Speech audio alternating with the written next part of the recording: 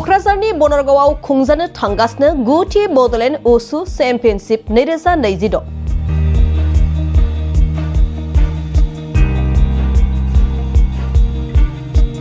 बिटिसिनि एमसिएलए जुबिराज बसुमतारीनि दैदेननायाव बे खेबाव खुंजागोन गुथि बड'लेण्ड उसु चेम्पियनशिप।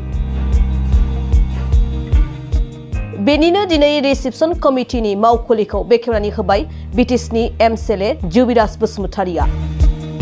बड'लेण्ड उसु एस'सिएशननि बानजायनायाव क'क्राझार जिल्लानि सिङाव थानाय बनरगावनि मिनि इनडुर स्टेडियामाव फैगौ 23, 24 आरो 25 जानुवारि खालि सानथामनि हाबाफारिजों गुथि बड'लेण्ड उसु चेम्पियनशिपखौ खुंनो थाखाय साखाफारा जादों।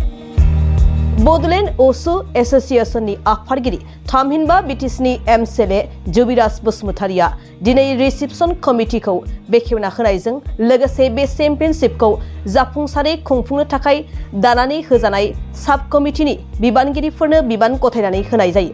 बड'लेण्ड उसु एस'सिएशननि आफादगिरि जुबिराज बसुमतारीया खौरां बिजोंनि गेजेरजों फोरमायोदि बिटिसिनि लाइमोन गेलेगिरिफोरखौ उसु गेलेमुनि फारसे थुलुंगा होनो आरो मुलुगनां थाखोनि उसु बादायलायनायाव जोंनि बिटिसि हालामनिफ्राय बाहागो लाहैनो हानाय बायदि गेलेगिरि दिहुननायनि थांखिजों बे उसु चेम्पियनशिपखौ खुंनो लादों आरो बे उसु चेम्पियनशिपआव बिटिसिनि दरबा जिल्लाफोरनिफ्राय खमैबो 250 गेलेगिरिफ्रा बाहागो लाफैनायनि मिजिं दं आरो गासै गेलेगिरिफोरनि थाखाय जानाय थानायनि राहा खालामनानै होनाय जागोन होननानै फोरमायो बड'लेण्ड उसु एस'सिएशननि आफादगिरि थामहिनबा बिटिसिनि एमसिएलए जुबिराज बसुमतारीया। दिनै जोंहा फैगौ जानुवारि दाननि 2026 नि 23, 24, 25 आव मोनसे जोंहा बड'लेण्ड एसु चेम्पियनशिप टुर्नामेन्ट जानो गोनां। बे टुर्नामेन्टखौ लोब्बा लानानै जोंहा मोनसे दिनै रिसेप्शन कमिटि जाफुंसारनो हाबाय आरो बे रिसेप्शन कमिटियानो जाहैबाय जोंनिनो मानगोनां सुशान्त सरकारा बिथांखौ जों चेयारमेन गायसननो हाबाय आरो बेजों लोगोसे गोबांथार दालाइसा कमिटिफोरखौ जों दिनै फुल फ्लेजै दाफुंलांनो हाबाय। थ' आङो साफ्रोमबो बयखौबो जोंनि बिटिसिनि जेसेबां जोंनि उसुखौ मोजां मोनग्रा बा स्टुडेन्टफोर बयखौबो जोंनि नैबे क'क्राझार जिल्लानि सिङाव थानाय बनरगामि गामियाव जे टुर्नामेन्टआ जानो गोनां बाहाय बयखौबो आं वेलकाम खालामो आरो आं बिथांमोनखौ लिंहरो जाहाथे जोंनाव फैनानै मोनफ्रोमबो जिल्लानिफ्राय फैनानै जोंनि टुर्नामेन्टखौ जाफुंसार खालामफैयो आरो जाहा दिनै कमिटिया साखाफारा जाखाबाय, रेडि जाखाबाय टुर्नामेन्टखौ जों सालायनो थाखाय। गतिके जोंहा फैगौ जिहेतु जानो गोनां 2023-24-25 बाहाय जोङो मोजाङै मोजां जोङो खुंफुंसारनो हागोन। मानो होनबा जोङो कमिटिखौ गोख्रोङैनो जों दाफुंसारनो हाबाय। जोंहा बाहाय जोंहा साननांगौ गैला। जिहेतु जोङो आवगायनिफ्रायनो जोङो खेलखौ सालायबोबाय थागासिनो दंखायो।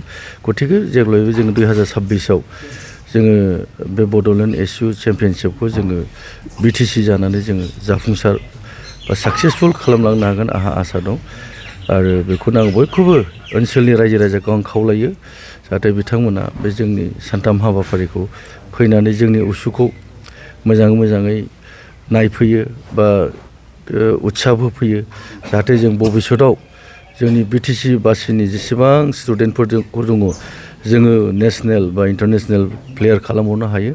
आं बेखौ मिजिं थिनानै आं दिनै बड'लेण्ड उसु एस'सिएशननि आफादगिरि जानानै गोदान बोसोरनि बयखौबो आङो शुभेच्छा जासिनानै हेपि निउ इयार जासिनानै आं बयखौबो वेलकाम खालामबाय जाहाथे जोंनो जानो गोनां प्रग्रामखौ साक्सेसफुल खालामफैनो थाखाय गोजोन्थों। जायफोर गेलेगिरिफोरा बाहागो लाफैगोन बिथांमोननि थाखाय जानाय थानायनि बेब'स्था खालामो। औ जोङो कमप्लिटलि एकमडेसन प्लास थानाय फुडिं एन्ड जेसेबां स्पर्ट्सआव जोंनो मा फेसिलिटि नांगौ जों बिथांमोननो प्रभाइड खालामगोन जाहाथे जोङो बिथांमोननो मोनसेबो जोङो थानायनि जानायनिखौ जों खहा खालामा। जोंनि जा केपासिटि दं जों बिथांमोनखौ मोजाङै जों दोनगोन आरो जों बिथांमोननि थाखाय मोजाङै थाहोनो मोजां जाहोनो जों रेडि आरो प्रिपेरेसन कमप्लिट खालामखाजोब्बाय। जाय बिथांमोना देरहासार जागोन बिथांमोननि थाखाय माबाफोर बान्था सिस्टेम? औ जोंहा मोनसे एस'सिएशनाव जोंहा मोनसे सार्टिफिकेट दंखायो। गतिके थांनाय 2005नि उनावनो जों बे बड'लेण्ड एस'सिएशनखौ जोङो खुंबोबाय थादों। गतिके जोंहा दासिमबो आवगाय जेरखम जों सार्टिफिकेट गथायो आरो हुइथ ट्रफि जोङो मोनसे टीम हिसाबै जों ट्रफि गथायो आरो सार्टिफिकेटबो टीम हिसाबै जों गसायो आरो बिनि गेजेराव माखासे इभेन्ट्सफोर दङ हारसिं खेला गेलेनाय जायखौ बुङो जोङो दावलु बेफोरबायदि इभेन्ट्स दङ जोंहा जोंनि गेजेराव सासे जोंनिनो स्टुडेन्ट दंखायो सानमा नार्जारि ब्रह्म सानमा ब्रह्म होननाय बिथाङा जोबोद दिनै बे उसुआव बे थावलुआव बिथाङा बे सात्रआ दिनै इन्टारनेसनेल प्लेयार जाबाय बिथाङा चाइनायावबो गेलेहैबाय रासियायावबो गेलेहैबाय गोबांथार इन्टारनेसनेल जायगायाव बिथाङा बाहागो लाहैबाय आरो बिथाङा देरहासारबो जाबोबाय थाबाय आरोबाव थांनायसो एसे सिगां जोंनि चिरांनिफ्रायमोन नामा सासे क'क्राझारनिफ्रायनो नामा बाक्सानि